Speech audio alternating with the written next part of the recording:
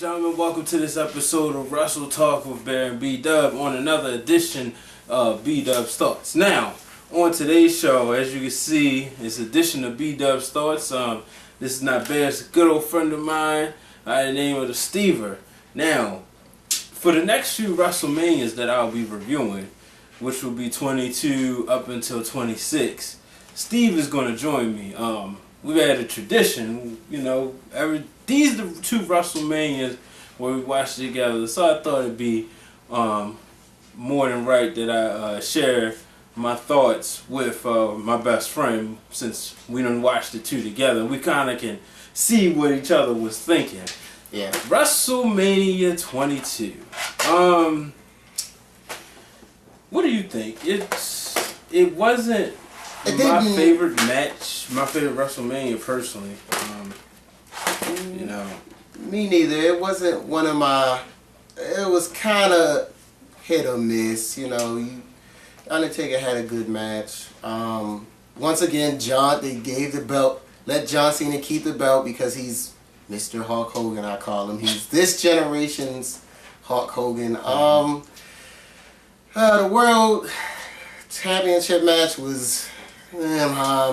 Basically, I saw it just because it was WrestleMania. Not saying I'm totally old school, but I will give some people some shots because you have to. Because The Rock, Stone Cold can't wrestle forever, you know. Well, let's go with some key matches here. This WrestleMania, you saw Chris Benoit win the United States Championship, which 2 years prior he had won the WWE World Heavyweight Championship, so wasn't really too much of a fan. I mean, I like Benoit a lot, you know. I always like to see him in the main event.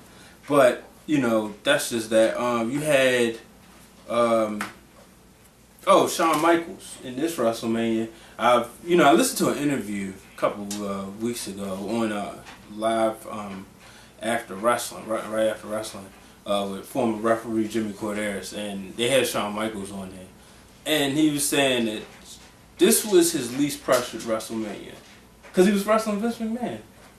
He didn't have to go out there and perform, so they actually had a good match. If you notice, you know what I noticed? What? Vince has fought 3 of his biggest WrestleMania stars at WrestleMania. Yeah, but think about it. I have, but you know. I don't like those type of... I'm sorry, I know that's his thing and he wants to be part of the show. I just don't like it.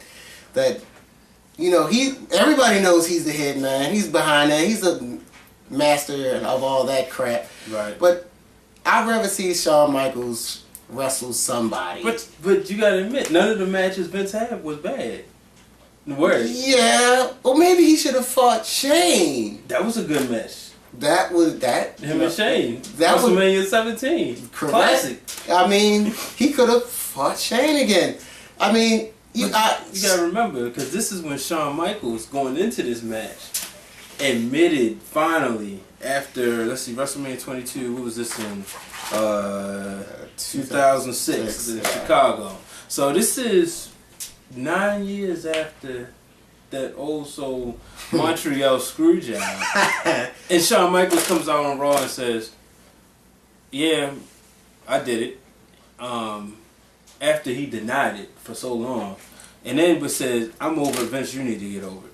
But, you know, I don't want to spend too much time on that. I'm just saying, I thought it was a good match. I thought it was a good match. Well, come on now. Really? I could wrestle Shawn Michaels. I mean, I'm a fan of watching a match. I mean, all in all, Vince has these brief moments of like, oh wow, that's something. I bet you know what?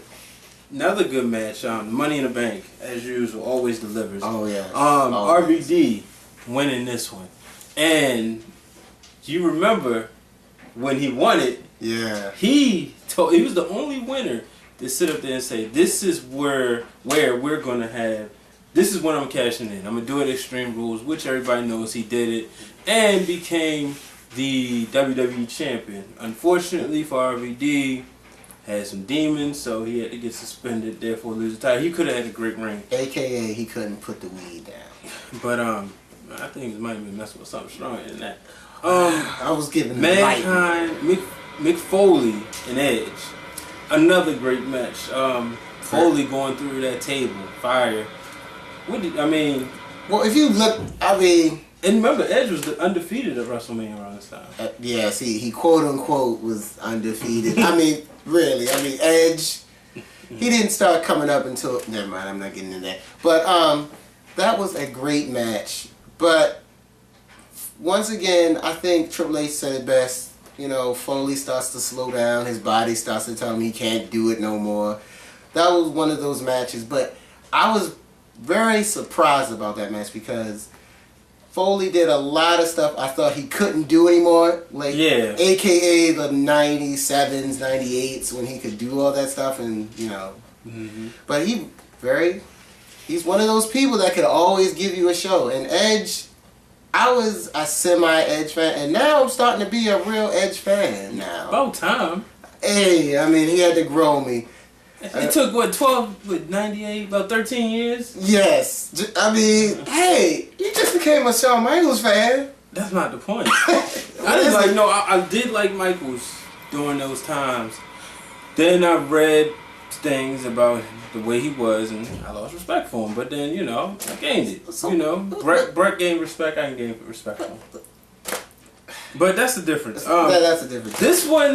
This is where we're, I don't want to say the heart of the Undertaker streak, but it's constantly being mentioned by now. By 22, up until WrestleMania 17, it was no talk about it.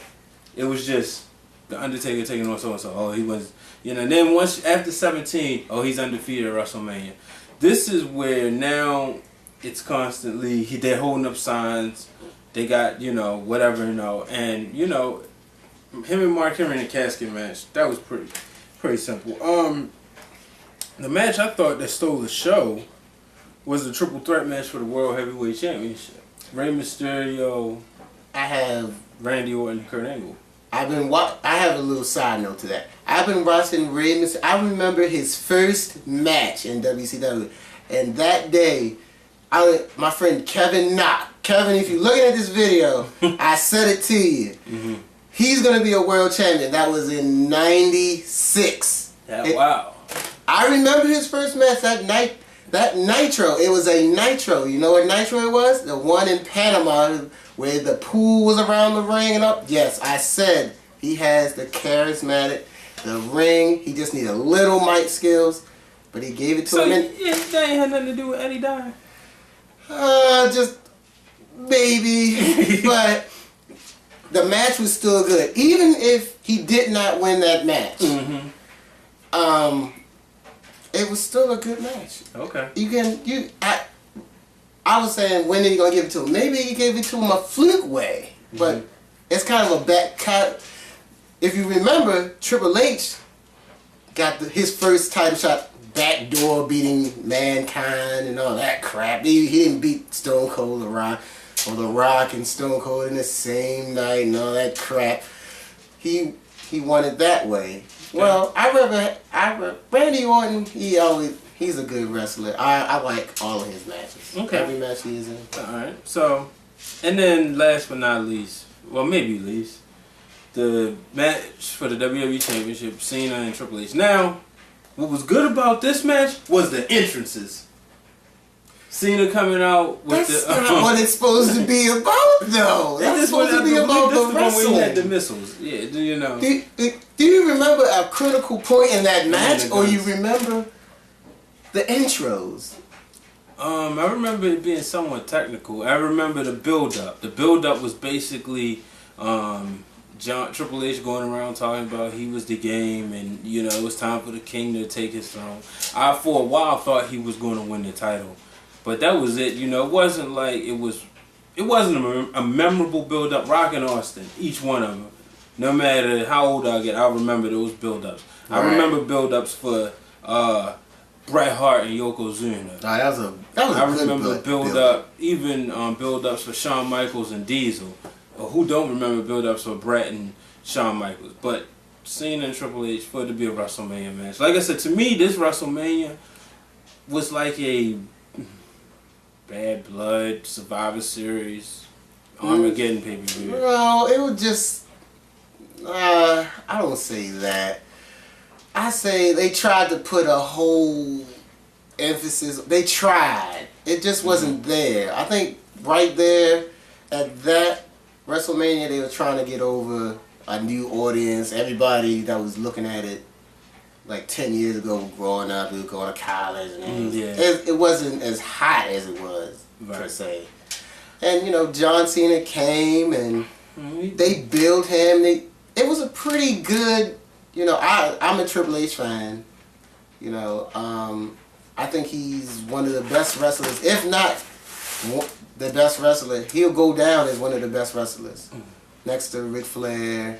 Well, this had a good Hall of Fame class, you know, the excellence of execution. Oh, yeah. Bret Hart went into the Hall of Fame. The beef wasn't fully squashed yet, but he did it for the fans. Right. Also came out with the DVD prior, but he didn't show up on the show. So, your headliner didn't show up, so that was the only thing. But, you know, like I said, WrestleMania 22's in the books. So, on the next episode, we will be going over WrestleMania 23, and Steve's boy, Shawn Michaels, is going to take on John Cena to see if he can avenge what his best friend couldn't do. You see my head shaking now? Ladies and gentlemen, thank you for joining this episode. Make sure you follow us at Better and B-Dub. Also follow the Stever. He has a lot of good things to say as Stever1184. Make sure you follow him. Thank you. Deuces.